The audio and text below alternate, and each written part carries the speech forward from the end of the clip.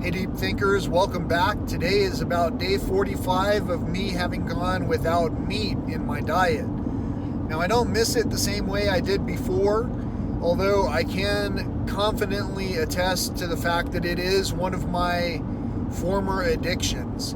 It's one of those things that I addicted myself to just by constantly engaging with it, even knowing that I really didn't have a need to.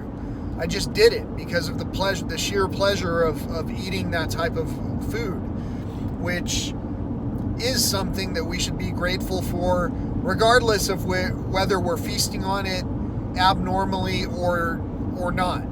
So being thankful for our foods can definitely impact our moods. Changing our foods can definitely impact our moods.